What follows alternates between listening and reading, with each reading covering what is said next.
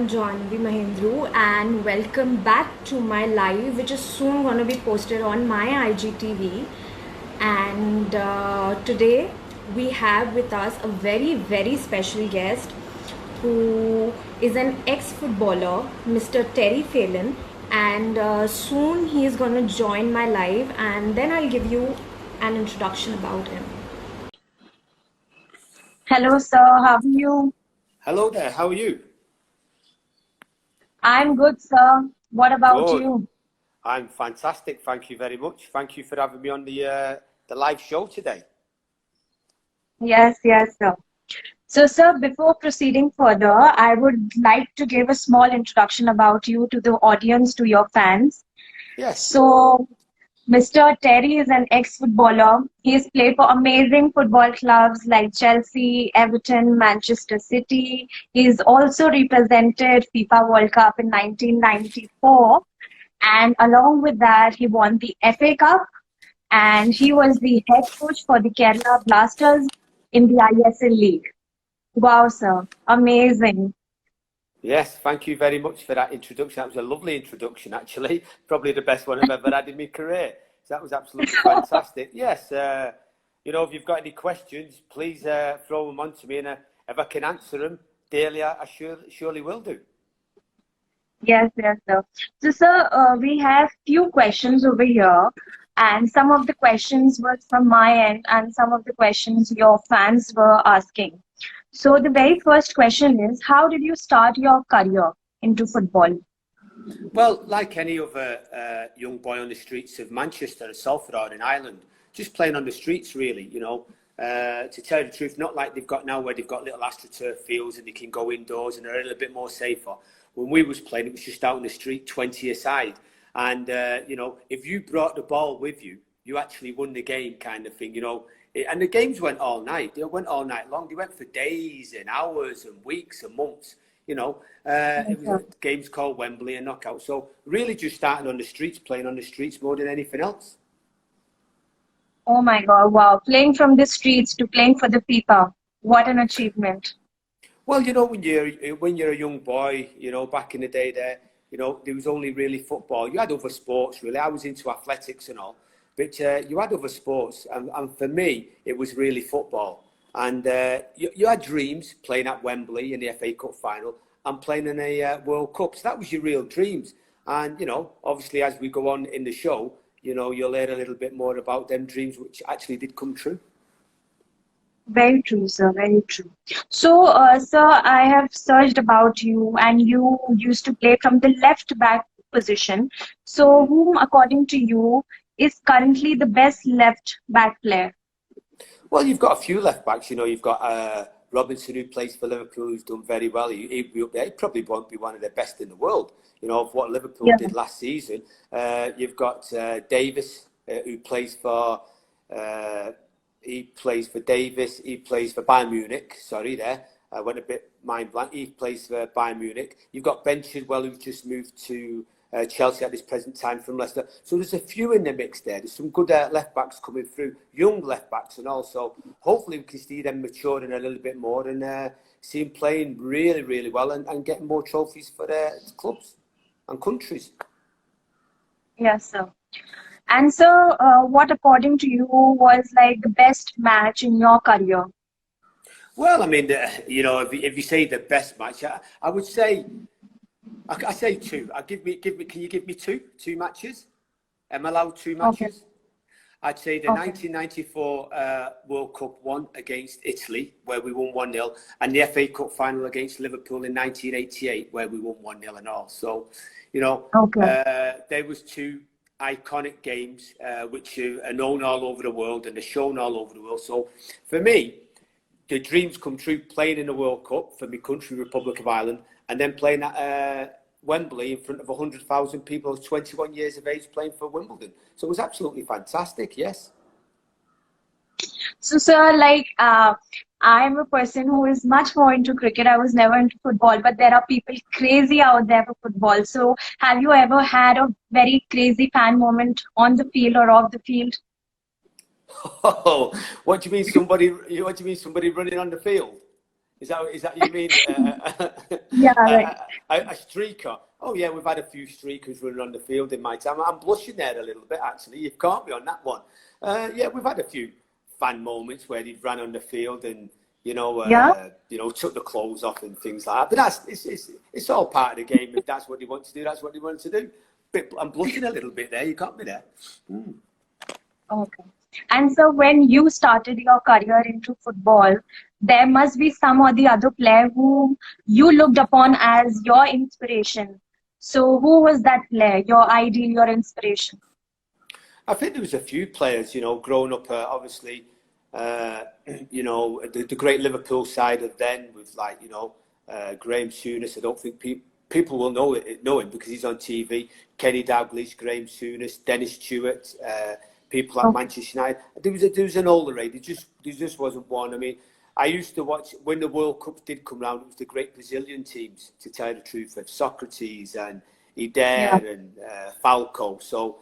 I'd watch anybody. If they played attractive football, I always wanted to try and emulate that and go out in the streets and play the same way. So it really did bother me. I didn't really have one icon because Pele was out the reach then. There was no real Diego Maradona back in that day. So Aussie idealist Mario Kempes, who played for Argentina, until they come to England, then we really started seeing them. So there's an whole array of players, really, not just one I could single out. Okay, okay. And so you also played for the FA Cup and you won it for your team. So how was your experience? Oh, it was a great experience. Like I said previously, playing on the streets and on cup final days, we'd play on the streets. I won that at 21 years of age. When I was 15 and 16, I was actually watching it in digs in Leeds when I was playing for Leeds United. I left home at 13 years of age.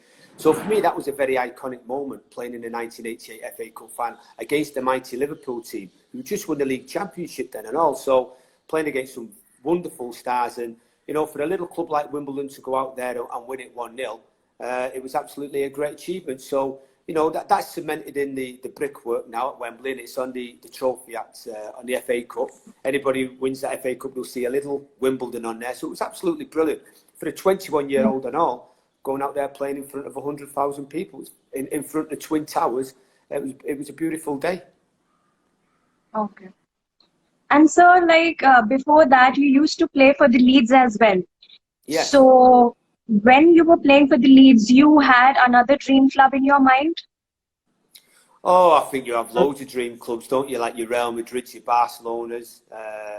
Manchester City was one. I ended up playing for Leeds United. I left home at 13 years of age, played for Leeds United. I could have signed for Manchester City as a 12-year-old, but I didn't. And, later on in my career, I ended up signing for them. But I'll tell you a little story.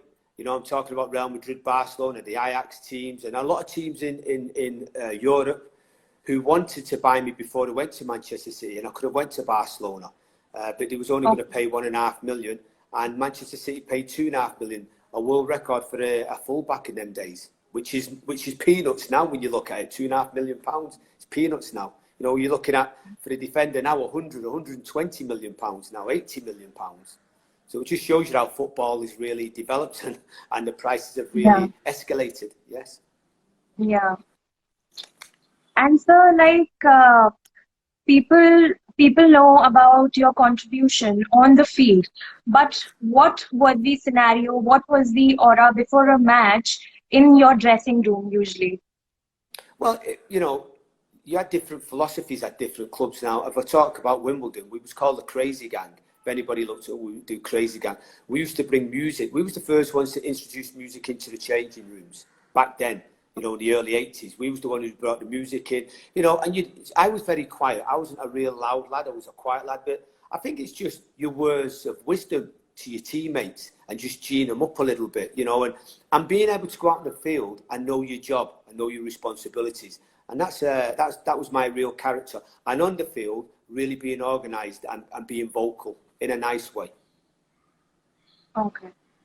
And so, how was your journey from coming to a foreign place to a place like India? How was the tradition? How was the culture? How did India treat you? Well, to tell you the truth, I've been travelling a long time before I arrived in India. First arrived in India in 2010. I was a chief mentor for Sesa Football Academy in Goa.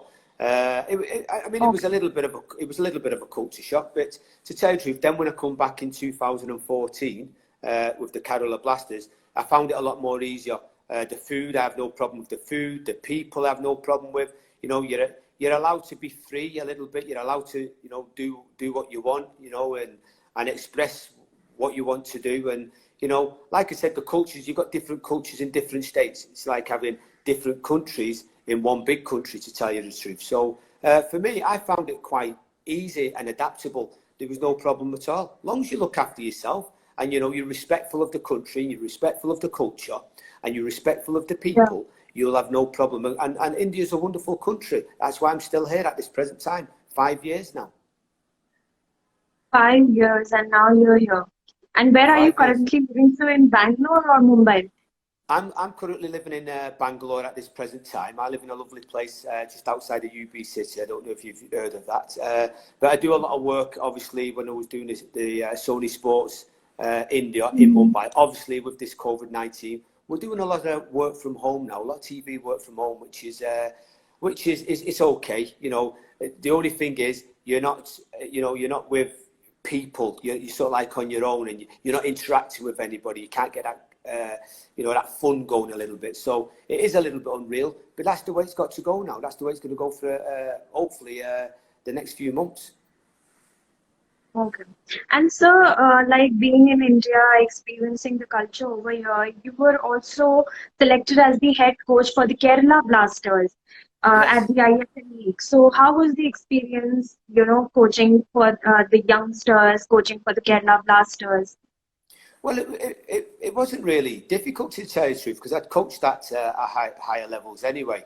I coached at all different levels, so it wasn't really difficult. For me, I kind of enjoyed it. It was only for a month. It was only for about 4 weeks, you know, to try and galvanise it and get together. But what I found in Kerala was the people was absolutely beautiful. The fans, the Kerala Blasters fans, you know, when it was 60, 70,000 packed into that stadium, it was absolutely electrifying. And you know, we look at when the fans are in England, you know, and you look at all over the world, they're up there with the best of fans in the world, the Kerala Blasters fans. So for me, it was a great joy to walk out onto that pitch in front of a wonderful array of just yellow and blue. It was absolutely brilliant. And I still got a lot of friends in Kerala. You know, good friends, you know, good families who I've met down there. Like I said before, the Indian culture is absolutely fantastic, and they have no problem mixing in with it. So for me, the Kerala Blasters was absolutely fantastic. Learning the youth how to, you know, energise themselves, the different philosophy of playing football, but letting them be free and letting them, you know, learn for themselves. It was absolutely great period. Yeah. So, sir, while coaching for the Kerala Blasters, you must have interacted with a lot of youth players over there, the youngsters over there playing. So, whom, according to you, can, you know, take up in the race to a different level and can excel in this field of football? Well, there's a whole race of names who have come in now. You know, I don't really know the names who have really come in as now, because, you know, I'm at a different position now. But there's a lot of young lads coming through the Kerala Blasters. There's a lot of young lads coming through BFC and other franchises, and that's what you want. You want to see the youth developing and coming into the first team, because you don't want to see them getting lost. That's why you have youth development, to see them progressing, and getting into the first team. And then the next step is getting into the Indian national side. So that's the beauty about youth developing. You can see them develop, and hopefully, like myself, when I was a young boy playing for Leeds, developing them, coming all the way right through and playing in World Cups and Cup finals. That's what you want to see. And, you know, we will see that happening in India. It'll take a little bit of time, but now, you know, we've got the I-League, we've got the ISL, you know, we've got multiple leagues underneath that. Like I said, I'm at a lovely club called South United FC in Bangalore. We've just built a wonderful facility, which we're going to run our academy out of. So, yeah, times are going well in India at this present time with the football and any sports. We are seeing the development getting a lot better. Okay. So this is very nice, because any funny moment on the field which you had? I did have a funny moment. I had a dramatic funny moment, to tell you the truth. It was the 1994 World Cup, and it was the first game of the World Cup, the first game. You know, that's your dream, like we said. And we're playing against the great Italians. The Irish and the Italians are playing against each other. I think there was 110,000 fans there. And so I bring me, first and foremost, we went out with the same colour kit on, and we had to change into white. Italy was playing I think they was playing in blue, but we had to change our kit. And then, so we was having the team photo, and I decided just before the photo to go and change my boots because I wasn't comfortable in my boots. I was very fickly about my boots. And I went and changed my boots, and he took the team photo. Can you imagine the first game of the World Cup, your first game, and you're not in the photo? You're not in the photo. So some people say, did we actually play with 10 men? And I put my boots on, and they took the photo, and I've gone, oh, hang on a minute, you can't do that. I've got to get back in the photo. She said, no, we can't get you back in now. So I wasn't in the photo for the 1994 first game of the World Cup. I mean, there you go. That was a funny story. It was your first game. First game in the World Cup. First game, and I was in the photo because I was changing my boots. So there you go. Oh my God. Yeah. And so another question, Terry sir, is from one of your fans, and he's asking that whom will you be supporting in Leeds versus Manchester City? Oh my word! What a fantastic question. Oh, no. It's very difficult for you. You are playing for both. Wow. That's absolutely fantastic. There's some good questions there. Yeah. Oh well. Listen, I'm going to tell you something now. Let me do it this way. Manchester City are going to win a lot of games. We know that. But just for this once, can they let Leeds win? Just for this once, because it's the first time back in the EPL for 16 years. Just let them get 3 points this time or a draw. But no, I think Manchester City will go on and win that game very comfortably. So I don't think there'll be any favours done for Mr. Terry Phelan between any managers or any players. I think they'll both go hell for leather at it, try and get the 3 points. But I think Manchester City might just pip it. My heart says Leeds, but my head says Manchester City. How about that? Okay. So another question. Yeah, that question are the same now. So thank you so much, Terry sir, for coming on my live and interacting. It was an honor for me, and well, I thank was you very much. blessed to have you on my live today. And thank you so much, Terry sir. Well, thank you very much for having me on. It was a great show, and all the best for the near future. I know you do a lot of photography work. I know you're working with the Cricket Association, doing a lot of photography work. Keep the work going, and hopefully we'll see you again. See you out in that field, taking them wonderful photos. So chill out, enjoy yourself, keep safe, and keep that social distancing and wear that mask all the time. Yeah, with all the precautions on the field very soon, sir. Thank you very much. Thanks a lot. Bye now. Thank you. Thank you, sir. Have a great day. Bye. Bye.